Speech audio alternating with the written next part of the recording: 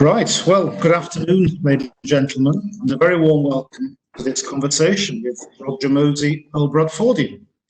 My name's Gary Woods, and I'm one of the assistant heads here at BGS. It's an enormous pleasure to be able to welcome Roger back to BGS today, albeit virtually, for our conversation. Just a quick word about the format. I will do a short introduction in a few moments about Roger, and then it's questions and answers, so some from me. I'd also like to invite all our viewers to send in questions as well. You should find the question and answer box on your screen, and I will do my best to field the questions that you send in. So Roger was a pupil at Bradford Grammar School in the late 1960s and 1970s, and his academic talents won him a place at Selywn College, Oxford, where he studied history and modern languages. After graduation, he began his career back in Bradford working for Pennon Radio as a community affairs producer, or switching to the BBC, where he spent the majority of his career. From fairly low beginnings as a reporter on BBC Radio Lincolnshire, Roger moved to London to work on The Week in Westminster and the Today programme before a stint in New York at the BBC's bureau there. Return to London saw him take up the editorship of PM and then of Radio 4's flagship programme, Today. Further BBC promotions awaited Roger, firstly as controller of BBC Radio 5 Live, and then as head of BBC Television News. As head of BBC Sport, Roger was director of BBC's coverage of the Beijing Olympics in 2008, and of course of the triumph that was London 2012. He was in charge of the move of BBC Sport to Media City in Salford, and perhaps slightly more controversially, he was the man who cancelled Grandstand. Roger ended his BBC career in 2013 as editorial director, and then made the move very successfully from the media to academia. And in October 2013, he was elected Master of Selywn College, Cambridge, and it's from Selywn that Roger is talking to us today. So welcome again, Roger. First question, nice and easy really. Tell us what it was like being a pupil at BGS in the late 60s and 70s. Well, I'm going to be careful here because I've seen that already there's at least one of my contemporaries on this call. I thought it was academically a brilliant school, and I owe all my kind of what passes as my academic background to Bradford Grammar School, and especially a rather extraordinary history teacher called Roger Simmons, who I think really got me into what it meant to think about subjects at a deeper level. Yeah. So I owe that a lot. I think also I owe a lot to Bradford, and I feel very proud to come from Bradford. I think it's been something which has been part of my BBC life and also part of my Cambridge life. So I very much kind of feel still that Bradford is my hometown. Yeah. Some aspects of the culture of Bradford Grammar School I'm slightly less sure about. I think at times in the 60s and 70s, duo Northern Grammar School, and since Mark Hardacre is on the call, a bit of a division between the sort of rugby set and the rest of us, which was quite a cultural gap at the time, though some of my friends are now former BGS rugby players. So, right. And was it your teachers, in particular, a teacher you mentioned, made you want to study history and languages at university? Yeah, and I think that you've got to be careful, because I think everybody should have really quality of opportunity. But if you look at, why did I end up at Wadham College? Well, because my history teacher in a lower six was a former Wadham student, and therefore, that was something that he said, that's a college you might like and quite enjoy the kind of atmosphere there. And I think there were a number of teachers at Bradford Grammar School who, made a lasting impression in the way that you think about your life and ambitions. And from Jack Sanderson when I was in the junior school, and my very first teacher at Bradford Grammar School, Mary Fisher, they did make a difference. And you know, also, I don't think you mentioned it, but the first radio program I really made for Pennon Radio was about Bradford Grammar School. It was about what it was like being there, and it included an interview with the headmaster. And it was probably pretty embarrassing when you look back on it, but you know, the school was the inspiration of me trying to do stuff in radio. So I owe it a lot, while at the same time, what I really mean about the culture, I remember when I was there, there was a TV competition in which schools had to go on and design imaginative things. And they had to do, I remember this, they had to do the bus station of the future, really glamorous assignment. And the other school involved did a kind of, you know, really imaginative, amazing, bubble-based bus station.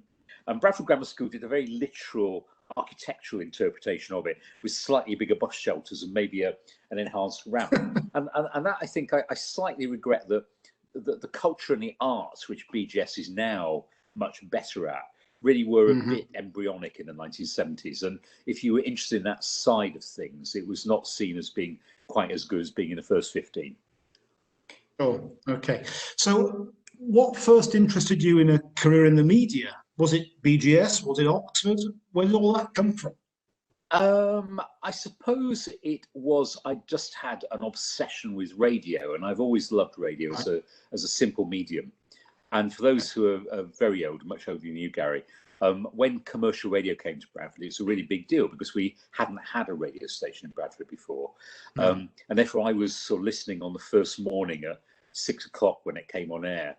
And I then volunteered while I was in the BGS sixth form as a volunteer worker at Pennon Radio.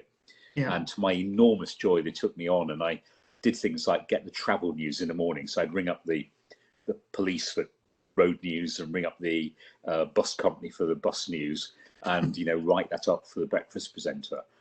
And you know, I've just always found radio an astonishing medium. And even though there's a bit when you are doing big television, when you look at a television gallery and 26 screens, you think it's amazing. But radio has got a kind of individuality and personality that just inspires me. Right. Obviously, you started at Pennon, as you said, as a community reporter. Then you moved to Radio Lincolnshire. What did you learn in those early years of working in radio? Well, I'd never been a journalist, actually, and I didn't really want to be a journalist. I had two great vows in my life, which were never to work in news and never to work in London. So I inevitably ended up working in news in London. And I really wanted to be, you know, I suppose a DJ of kinds. So I was interested in music and general programming. And then I applied for jobs at the BBC. And every time I applied for a general job at the BBC, they said, oh, we think you're a journalist, and you know, we think that's what you'd be happy with. So after I'd been offered about 3 journalist jobs in the BBC, I thought I probably ought to take one. So I became a reporter at Radio Lincolnshire and did, you know, the council reporting and the court reporting, the kind of things you do as a reporter. And that was really the big learning, because you know, there's nothing particularly special about journalism, but you need to understand the law and the way that news is put together, and that was what I got in those early years. And that was a brand new radio station, is that right? Yeah, I mean, I had a bit of a thing about new radio stations. So I went to Radio Lincolnshire, which was brand new. I went to Radio Northampton, which was brand new.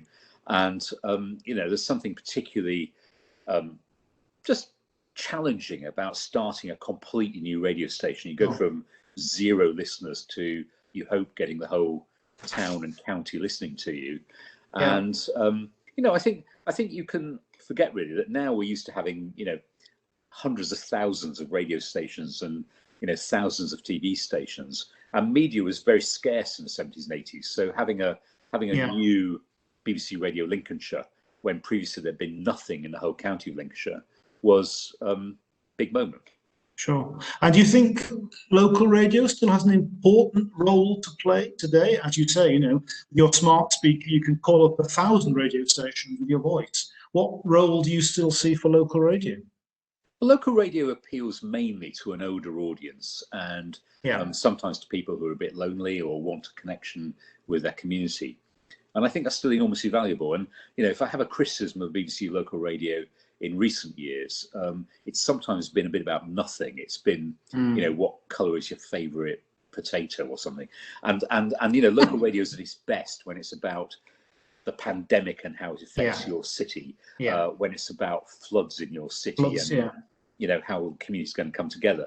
And I'm rather austere on that. I think BBC local radio should be about speech and meaningful broadcasting, and not about you know, is slow cooking on its way out. Obviously, your first big job in radio, I suppose, was editing PM, and then you moved on to the top job of all, editing Today. Tell us a little bit about some of the scrapes, some of the triumphs, some of the disasters during that period of your life and your career. Well, first I should say the Bradford connection was still very strong then, because my dad used to call himself the Northern Editor. So he would listen every morning, and then I'd ring him up and say, what do you think about the programme this morning? And he would call himself the Northern Editor. And that's what I mean about the Bradford connection being important to me, because I think actually, if you're in a London metropolitan media bubble, having someone who's not to give you the direct feedback and say that was boring is very good. But the trouble with the Today programme as an editor is two things. One is the hours are appalling. So you are under pressure last thing at night when all the headlines in the papers come out, and first thing in the morning when you're trying to get a programme on the air. And of course, it's incredibly scrutinised. So I think it was about day 5 of the job that I was denounced in the House of Commons and said that, you know, I wasn't fit to be editor. And at one point, we had a really major row with the government, in which the government, a man called Jonathan Aitken, who later went to prison for perjury, who described us as poisoning the well of democratic debate, and said that you know, he would not go on the programme, and neither should any minister.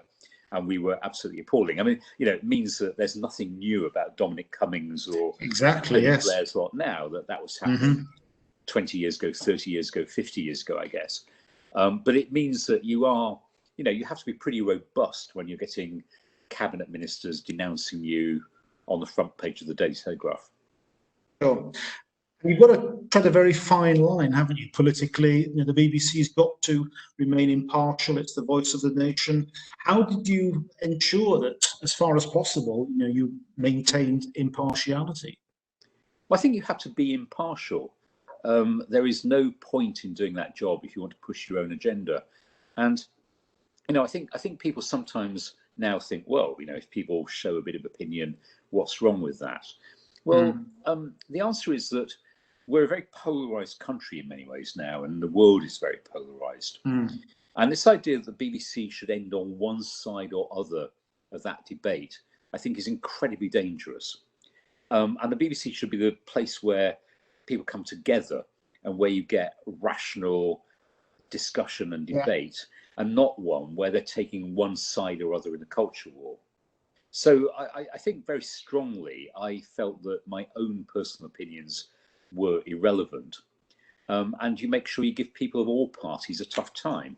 Sure. And we did sometimes, you know, candidly, sometimes we'd set off each morning saying, who can we get to resign by lunchtime? But we do it to all parties, you know, and try and get them all to be tested and appropriately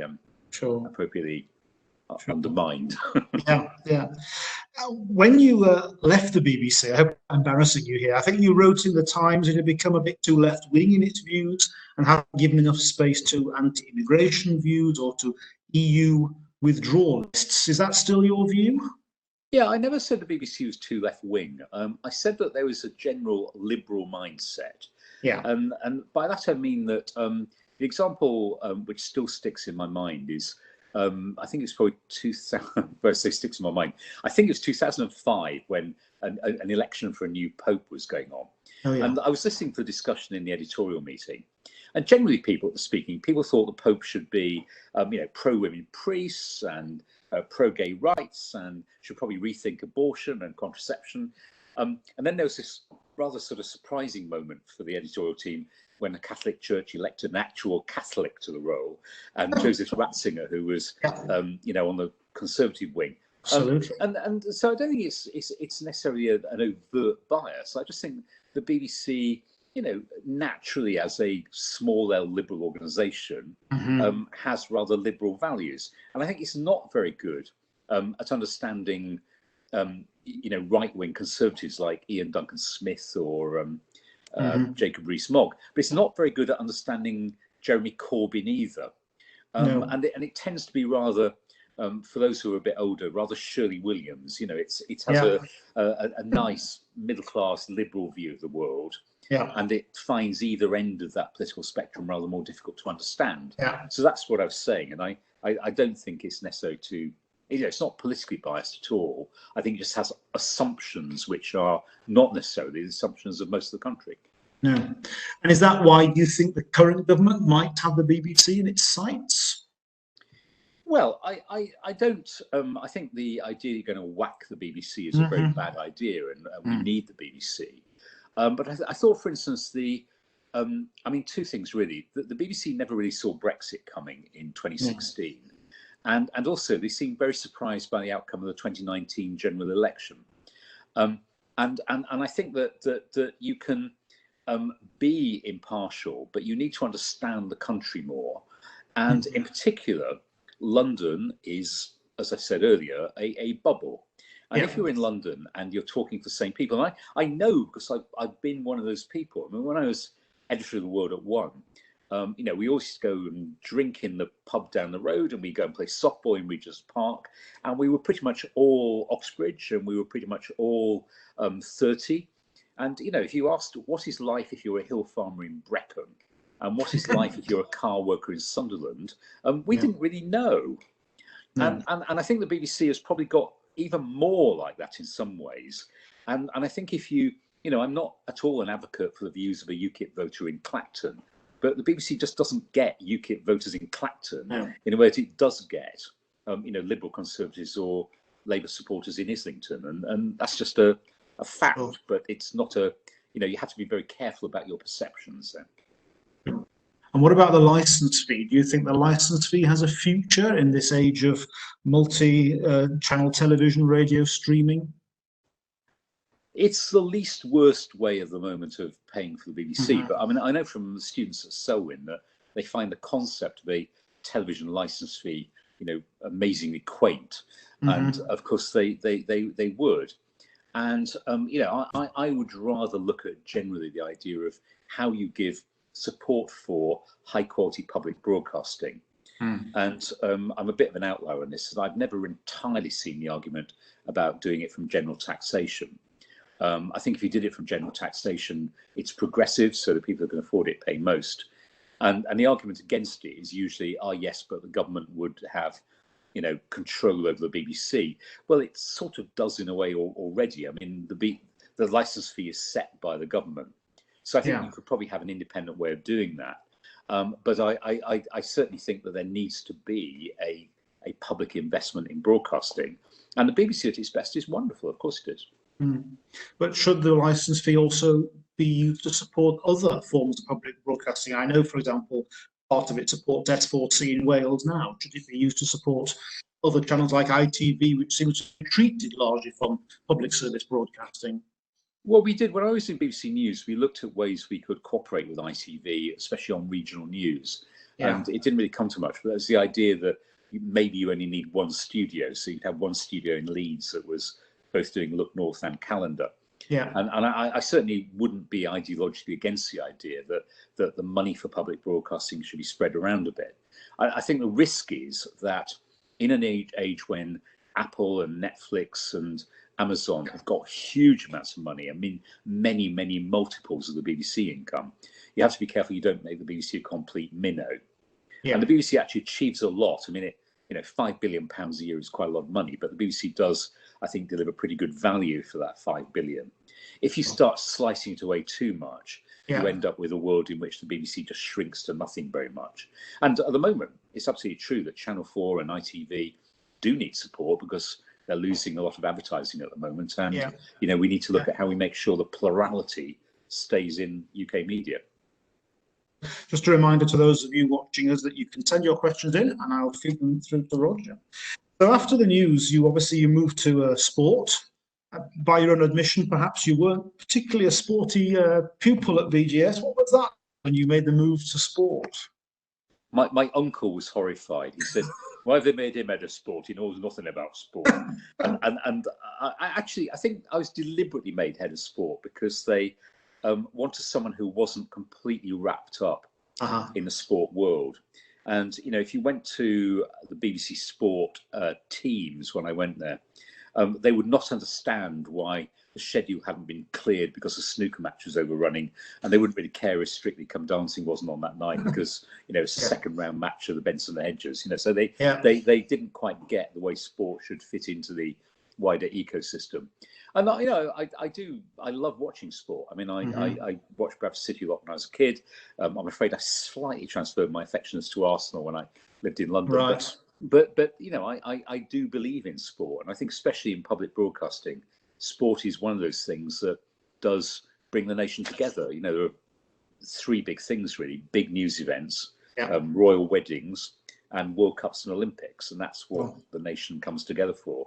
And it's therefore very important the BBC retains a strong foothold in sport. So, you write quite a lot actually in your autobiography about bidding for sports rights and how difficult it became increasingly for the BBC to compete with Sky and other people. How do you see the future going in terms of sports rights? Do you think the BBC will manage to, for example, hang on to Wimbledon in the future? Yeah, I hope so. I mean, every sporting body has a dilemma about, does it stay on public television and free-to-air television and get a big audience, but it will get less money in rights fees? And you've seen that you know, the RNA and the Open Golf went off to Sky, and the audience is probably a quarter of what it was on the BBC. Yeah. And that's a choice that they make. I mean, I think it's not the choice I would make. I mean, there's no doubt though that you know, sport. I mean, people are astonished when they work out how much per game it is in the Premier League. And I think at the moment it's around about £14 million for a single top Premier League game. So you know, you're talking about £7 or £8 million for Bournemouth v Crystal Palace, and it's you know, it's just way outside what the BBC could ever afford. And happily, in the case of football, Match of the Day really fills a very big gap there, so that's okay. But you know, I'm quite fearful about where the BBC will be in sport in 5 or 10 years' time, because if the market keeps going crazy, you know, some rights holders are going to move the last few sports events from the BBC to pay TV, and that isn't good for the country. Sure. I guess one of the highlights of your career at the BBC was London 2012, and again you write extensively about the build-up to it and about the whole event in your book. What were you most proud of in that particular episode? Well, we brought the country together, and that was one of our big aims. And you know, 2012 was, I suppose, the main thing that I was surprised by was that nothing went wrong. And you know, if you think about the Olympics, and I'd spent 4 years thinking about what we were going to do, and you go through your risk assessment and your contingency plans, and it, you know, what if there's torrential rainstorm, what if there's terrorism, what if there's a whole load of things, and none of that happened. And it was just this uniquely golden period in British life, which I think has had, you know, more resonance since, actually, because of what's happened since. And when people think back to the opening ceremony, which is going to be shown again, I gather, you know, that it was a moment of magic for the country. And we'd known in the BBC what the opening ceremony was going to be like for about 2 years, and we thought it was going to be amazing. So we had 2 years of thinking, this is going to be amazing, but, you know, will it happen at night? And, you know, will the Queen jumping out of the helicopter, will that leak? Will it be on the front page of the Daily Mail a month before? And all of it was just kind of risk. You know, that nothing went wrong. It was an astonishing piece of television, really. Tell us a little bit about the Queen and James Bond and how you set all of that up. I mean, it was a really a coup de théâtre, really. Well, it was set up by Danny Boyle, who directed the opening ceremony. The story was that Danny is an amazing creative force, but he always wanted to spend money, which is what directors do. And about a year before the opening ceremony, they came to an impasse between Danny and the organising committee, in which the organising committee said, there is no more money. There is no more money for the opening ceremony. You've already got tens of millions. That's it. So Danny at that point cancelled the Queen and James Bond, and said, "Okay, fine, we haven't got the money to do it, we won't do it." And that's when the organising committee then said to us at the BBC, "Look, we can't afford it, and Danny wants to cancel it. Will you pay for it?" So I remember going to the Director General and saying, that they've got this idea, it's going to be the Queen jumping out of a helicopter and James Bond. And at that point, we decided that, we would pay for it. We thought it sounded quite good. Yeah. So the BBC helped with the making of the film. And I mean, Danny Boyle was an extraordinary perfectionist. So you may not remember, there were 2 films in the opening ceremony which we actually paid for. One of which was the very opening, when there's a journey along the River Thames. It starts with water coming out of the ground, and then there's a kind of fly right the way down the Thames and up to London and around Stratford. And we shot it, and then Danny decided that he didn't like the state of the leaves on the trees because it looked too spring-like and not enough summer-like. So could we reshoot it? And that was the point when we said no. He was going to have to live with, a tree from May, even though it was actually going to be in July. You mentioned a few times the North. Let's talk a little bit about the North, shall we? It seems to be a lot in political discourse at the moment, levelling up, which is the Prime Minister's phrase, I think, Northern Powerhouse. And you oversaw the move of BBC Sport to Salford, and you've already mentioned the London-centric nature of the media. How do you see the future? Again, I remember when I was growing up, regional television was something of a powerhouse, and yet now it seems really to, almost not to exist anymore. Well, again, for people of a certain age, there was at one time an amazing regional power structure in broadcasting, which was the ITV system. And ITV had Yorkshire in Leeds and Granada in Manchester, Central in Birmingham, and London Weekend and Thames in London. And it meant there was true devolution and real power. Granada ran current affairs, really, and sport was run out of Central. Yorkshire made 321 and some other programmes. It was truly devolved. And now, I've written a piece today for the New Statesman about the current BBC. And even though they've put a load of people in Salford, all the decisions are really taken in London. And you can't imagine that Salford could overrule London. And I think they've really got to change that. They've really got to have people in the North who can make decisions for the North. And there's no reason. I mean, the North is a lot bigger in population terms than Scotland or Wales or Northern Ireland. And why should they not be able to flex the schedule, make it a bit different in the North? If there are programmes that work in the North and don't work in the South, play them at a better time in the North. And a lot of people I know in Salford love working in Salford. They think it's a great environment, but ultimately they're bosses in London, or you'll get a London-based editor saying, actually, no, we don't think that's really quite a story. And it's got to be the other way around. I want Salford to overrule London. I think then the BBC will be a mature organisation. But if you're a young journalist or a young producer, or you want to make TV, you might start in Salford, but the pull to London is too great, isn't it, really? Yeah, and again, that's got to change. And if you look at, I was, it was a bumpy ride moving people to Salford, and I wasn't always convinced about it myself, because in particular, we were moving BBC Sport to Salford in 2011 with something called London 2012 in a year's time. So I'm not pretending this was, easy or automatic. However, what we also did, of course, was really take a load of people who lived in London and transfer them to Manchester. And, what you really want is a strong indigenous working population which sees broadcasting as its aim. And people in Bradford. And I was interested, actually, I did an outreach event in Leeds earlier this year in February. And people in Leeds, school children aged 16 to 18, knew that Channel 4 was coming to Leeds. They didn't really know much about Salford. And of course, you and I know, Gary, that it's the wrong side of the Pennines. So that's one problem. But is Salford a magnet for the whole of the north of England? Not really. And you do need to work very hard indeed to make broadcasting relevant to people in Bradford as well as to people who happen to be just down the road from the broadcast centre. Sure. But the BBC obviously, is making cuts at the moment, and I know that the regional politics programmes were under threat, and they seem to have been saved for now. But obviously, cuts as well to local radio and cuts to local news programmes. Again, do you look to the future with optimism with regard to regional programmes, or do you think actually it's become more London-centric in the future? I hope they will really take devolution seriously, and there's no doubt.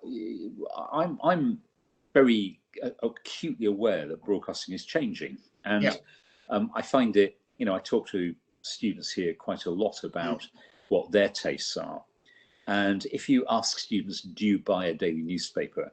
they look at you as if you come from Mars, and generally they don't. Do you look at the BBC News website? Most of them do. Yeah. And it's right that the BBC should be moving resource from some traditional forms of broadcasting into new platforms, and that I think is absolutely right. So I wouldn't say that you've got to stick forever with a half-hour regional TV program as being the only thing you do.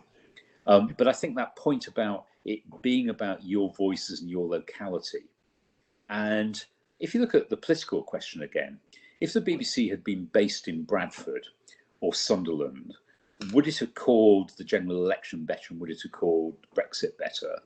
It might have done.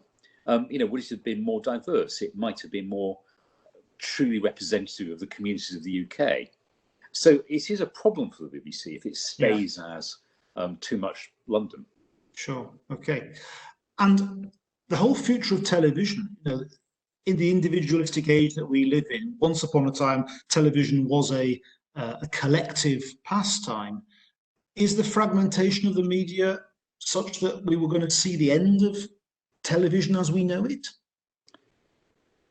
It's interesting, isn't it, that if you look at the things that audiences come in for, there are still the big national moments. So Strictly Come Dancing. There's a new series of Doctor Who. Gavin and Stacey's Christmas special, which was watched by, I think, 17 million people on the night and about 25 million by the time you get to the next day. And people still want those collective moments. And the challenge is society is changing. And I think, especially around comedy, so people of my generation, Morecambe and Wise, Only Fools and Horses, were shows which would get 25 million people watching. And I think our tastes have fragmented, and it's very hard to think about the comedy show short of Gavin and Stacey that would get that level of audience. I think people now want to own something that they found on YouTube or Netflix. So it's tougher. But if we didn't have those Gavin and Stacey moments, the Strictly Come Dancing moments, and the sport and the royal weddings, we would probably be poorer as a nation. So the BBC still has to try and work on those things. And during the coronavirus crisis, in terrible circumstances, it's shown that the nation still wants something which gives a common thread there. And astonishing. I was slightly irritated actually. The Boris Johnson press conference or ministerial address got a bigger audience than the Olympic opening ceremony, which I was slightly annoyed about. But it shows that when there's a big news moment, the BBC is a choice and public broadcasting is a choice. Sure, great. Just a reminder, you can send your questions in. I've got one here from somebody called Birchie. I don't know if that's somebody you remember from school. And Birchie asks you, where have you enjoyed working the most, radio or television, and why? Well, radio for the intimacy. What I meant about the big moments of television is in the Olympics, we decided we would give people every moment of the Olympics. So that whereas previously it had been on BBC One, we were going to give them 24 HD channels. And at its peak, we were running, weightlifting on BBC Olympics 23. And when you go into that gallery and you see 24 HD channels ready to go and the amazing broadcast operation, that is a real sense of thrill and power is not quite the right word, but it lifts your spirits in a way that, as I say, radio is more intimate. Television's about the big blockbuster moment. And I remember that a couple of days before the Olympics, just thinking, this is real. And, we're going to be running 24 channels. That's quite cool. Good. Another question here from Alexandra Farah, former pupil of mine, actually. And she asks, how effectively do you think the BBC has responded to recent accusations of sexism and ageism? For example, the Carrie Gracie tribunal. That's a very good question. I think two things. One is it hasn't been very good, and there is clearly some sexism and ageism. So I would completely accept that. Mm. I think what you have to remember, though, about television is that there is a star system based on entertainment. Yeah. And I'm taking a wild guess here, so don't quote me on this. These figures may be made up. But, when Jerry Hall was in Strictly Come Dancing, I suspect she was on a bigger fee than the bloke who does the sport on breakfast, who was also in Strictly Come Dancing. Mm-hmm. And therefore, the argument about The Crown, where, what Matt Smith got against what Claire Foy got, well, it depends normally who is the biggest star. And there are moments when the woman may be the biggest star. Mm-hmm. If you hire Meryl Streep, you have to pay more money than if you hire someone who's been in Coronation Street. And I don't think the BBC ever really quite explained that. And certainly, on a news programme, if you've had a presenter who has been a foreign correspondent and around the world and worked for 30 years in the BBC, as opposed to someone who's come in and just has a star in the making, but not quite there yet, you might expect there to be differential pay rate. And that, I think, hasn't been explained, because people say, well, they're sitting side by side, shouldn't they get the same? Well, they may have a different market value. Fine. Let's talk a little bit about your current role and about academia. So in 2013, you left the BBC and you made the move to the Master of Selywn College. What attracted you to that job? What do you enjoy about it? What are the challenges? Deeper psychological point. I mean, one is I don't think I made enough of my time at university. So I never felt I made as much of Oxford as I should have done. So there might be something where I wanted to go back to something that I had liked, but not really quite exploited enough.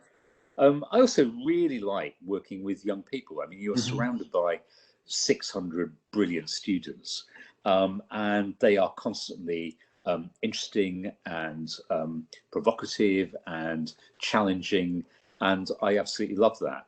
And I think there is, I believe very strongly in universities in general. And one of my goddaughters went to Leeds because she wanted to go to a big university, a city university. I think the college system in Oxford and Cambridge is pretty amazing, and it gives you both a small community and somewhere to live and somewhere where you know people within a bigger university. And I really, really like being part of the Selywn community. We've even had students from Bradford Grammar School here. So absolutely, yeah. You wrote in your book again that you were quite surprised to be offered the job. Why was that? Oh, because I didn't think a Cambridge college would take the bloke who'd done the Olympics. And I think it was quite a bold decision by Selywn, because there'd been one or two media people who'd been heads of house in Oxford, but nobody in Cambridge, or just one very unfortunate episode about 10 years previously. And therefore I just didn't think they would ever elect. And I was truly amazed that they did. And normally heads of house in Cambridge colleges are either Nobel Prize winning academics, literally, or the great and the good. I mean, they just elected the former Archbishop of Canterbury at Magdalen College. So sports bloke from Bradford didn't seem like the most obvious fit. Well, they gave you the job. How do you think that COVID-19 is going to have an effect on higher education in this country over the next few years? I think you read in the press about some pretty major universities in quite a lot of trouble at the moment. Yeah, I hope they see their way through it. The thing that preoccupies us most, and I assume Bradford Grammar School is in a similar position, it was actually quite easy to close down because we just had to close. It's much tougher opening up, but we are determined that what we want to offer this autumn is as full a student experience as we can. And we want the students back here. We want the in-person teaching. We want them to, as best they can, play sport and perform music and all the things that make university life. And getting that in place and working out what's the size of a household and how many people can you accommodate sitting down at dinner, and all those things is quite a lot of work. So I think there's both the immediate planning and then also working out what the longer term future of higher education is. I'm pretty confident. I think higher education, we were looking the other day at the story that 13 universities might run into financial trouble. Well, I don't underestimate that. However, the past lesson has been, if that's the case, they would tend to merge with another university or be taken over. So I think the university sector will remain pretty buoyant, but it may have to have some structural change in it. And do you think fewer international students, who are, after all, very lucrative for the higher education sector, do you think fewer of them will come to the UK? I hope that's not the case. I mean, there are some potential problems with travel and quarantine at the moment, but there's sometimes this self-balancing mechanism. So although you may think it's tougher to get to the UK, people may not want to go into the jobs market immediately, and therefore postgraduate education may become more attractive as a short-term fix for the fact there aren't as many jobs out there. And the other thing is that people who want to come to Cambridge or to Leeds or other universities from abroad are usually quite heavily motivated to do it. And I know this is sounds a slightly daft example in a way, but I used to ask the students from the EU in the past couple of years, did Brexit put you off? And almost by definition, if they've come to Cambridge, it didn't put them off. And if you've decided that Cambridge is a university you want to come to, in that case, generally you come. And we're certainly quite optimistic we will have a high turnout of students from both Britain and around the world. Cambridge, of course, has the world leading reputation. Do you think things will be tougher for other universities? I think it's going to be a tough period for all universities, and I'm not at all being Panglossian about the fact I think it will be hard for the next year or two. You have to come back to the fact: is education itself a virtue? Yes. Are good schools and good universities going to be more valued? Yes, you certainly hope so. And I think, the power of education is something that I really, really believe in. And I think if you seek to excel, and, I know Cambridge can sometimes have a reputation for being a bit, snotty and is it a bit pleased with itself? Well, we should always challenge that. But it is good. It's a good place to come to university. And you hope, therefore, the good places are going to win through. And I'm very proud. I've got an honorary degree from Bradford University, which I think is also a fine institution. And we've got to support the places which are trying to do good things in a troubled world. Absolutely. We've got just a few moments left, so if anybody else would like to send a question in, please do so. Let's talk a little bit about equality of access to elite universities such as Cambridge and political pressure. Do you feel at Cambridge that the government's putting pressure on you to admit more students from disadvantaged backgrounds? Yes, I was just reading a question from Catherine Dixon, which you may want to pick up. Yeah, I think it's right that we have pressure put on us. I mean, Selwyn had the highest number of state school students of any Cambridge college last year. And I should say to the Bradford Grammar School constituency, that doesn't mean we in any way discriminate between independent and state schools. It's simply roughly 3/4 of our applications came from state schools, 25% came from independent schools. The people who got in, roughly 75% state schools, 25% independent. But I mean, what worries me about equal opportunities is that I'll give you an example of a really good state school in the last 2-3 years, Brampton Manor in London, which I think used to get 2 or 3 students into Oxbridge each year. It's in East London, it's in a pretty tough area. And they've gone to 20 to 40 to 50 students just by having a really intensive investment in their sixth form. Now, that's great for students at Brampton Manor, and I really wish them every success, but I want to see that happening in Middlesbrough and Manchester and Cardiff as well, because we believe that the students of the United Kingdom have enormous potential, and it's trying to get that to everybody and not having them stuck in tough economic circumstances or poor underperforming schools. Sure. A few more questions coming in just in the last few moments from Mark Hardacre. BGS was laser focused on Oxbridge achievement in the past, leaving some of those that didn't make it in the dust. Today, he says the pendulum feels to have swung the other way entirely, making sure everyone wins and nobody loses. So where should independent schools like BGS find the balance? It's a good question. I mean, sitting here in Cambridge, I absolutely do not believe that Oxford and Cambridge are the be-all and end-all. I think that all universities have a major role to play, and you've got to work out where you're going to be happy. I do think that stretching students and getting them to perform to the best of their ability is a good thing, because you don't want to go through the rest of your life thinking, actually, I could have done that, but I then did something that wasn't quite as good. So I do very much encourage people to, aim high. Sure. A question from one of our pupils in year 12 in the lower sixth, John Scoley. Will COVID affect this year's intake into Cambridge, causing a knock-on effect with more people applying the year after, making it more competitive? Your view on that?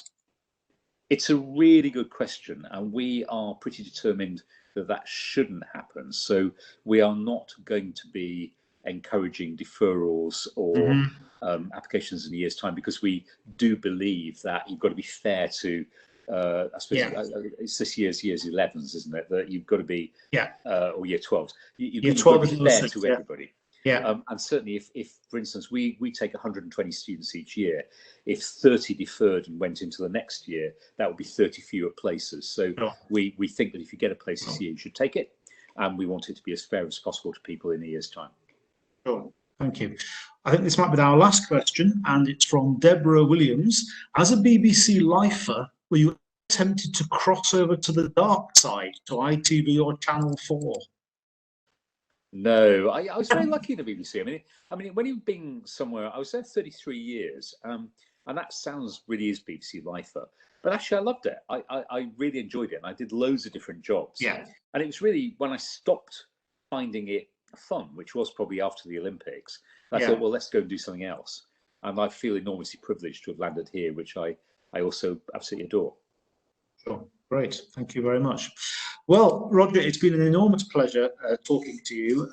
And, we've learned an awful lot, actually, about your time at the BBC and about your time since the BBC. And it's a shame we couldn't do this face-to-face, but maybe one day we can. I know you come back to Bradford now and again. You're still a Bradford City fan, I believe, which, give you and Arsenal. Pleasure and pain equally. And Arsenal as well. Next time you're in Bradford, do please come and visit us as well at BGS. And thank you again for your time. And thank you for the thank you. And thanks to everyone who's on the call as well. I wish I could see you, but thank you anyway. Thank you. All the best to you. Bye-bye. Bye-bye.